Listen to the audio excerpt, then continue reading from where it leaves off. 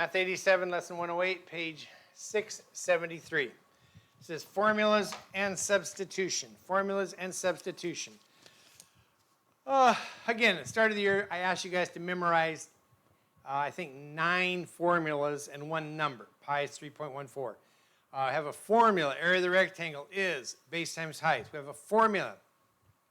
Area of a triangle is base times height divided by 2. We have a formula. Area of a circle is pi times radius squared. We have a formula.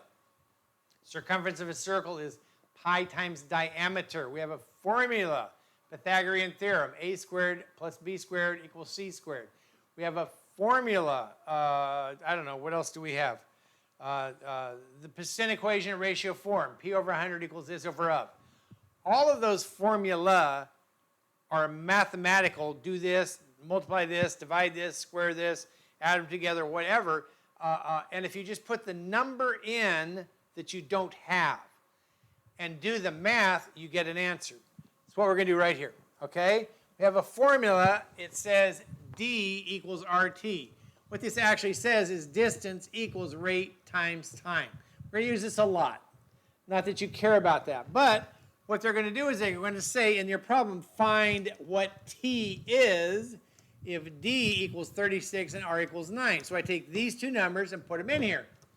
D is 36. I'll use a different color because it's so much fun.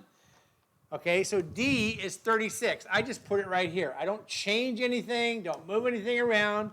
R is 9, and T is T. I want to get T by itself. I want to find what T equals when this is 36 and that's 9. How do I get rid of the 9? Well, how are these two connected? They're connected by multiplication. What's the opposite of multiplication? It's division. So how do I get rid of that 9? I don't divide by 36. To get rid of that 9, I divide by 9 right here. 9 divided by 9, that's 1. What I have left is t by itself, 1t. If I divide by 9 here, well, I have to divide by 9 here. 36 divided by 9 is 4. 4 is t.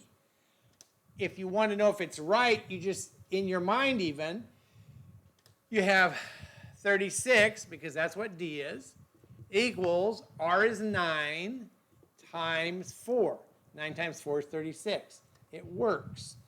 All right? So you have the formula. You take the numbers that you're given, put them in where they belong, and find the one you don't have. In this case, we divide. There's the answer. Okay, over here. This one looks, oh, it's so big. What are we going to do? It says to find F. This is how you convert Fahrenheit to Celsius or centigrade. This is the formula. This is what you do. So I want to find the Fahrenheit temperature if the centigrade temperature is 37. So I just write it out. F equals 1.8 times 37 plus 32. That makes sense? I take this and put it in right there. This is multiplication. I multiply here, I add here, there's that. So we have 37 times 1.8. 7 times 8 is 42. 42. 8 times 3 is 24. 25, 26, 27, 28. Okay, I put my filler 0 in. That's 1 time, so I just bring 37 down. I add. That's a 2. That's a 5. Carry that. That's 6. And there's a 1 decimal point. Not done yet. Now we have to add 32. 32 goes right there. Add, line up the decimals because we're adding. 2, 7, 9, right there. So 37 degrees centigrade is the same as 97.2 Fahrenheit. Okay, here's the formula. It doesn't matter what it looks like. Okay, if I'm looking for F, find F, when C is 37, I take that 37 and I put it right there. I put it right here. This is multiplication. We multiply. We get 65.2. Then we add 32. There's the answer. This equals F. That's all you do. You take the formula, whatever they give you. They will give you, it'll have 3 variables. It'll have 1 variable, 2 variables. They will give you 2 out of the 3 variables, or they'll give you 1 out of the 2 variables. You put them where they belong. They'll tell you what it is. You do the math to find out the thing you don't know. Okay?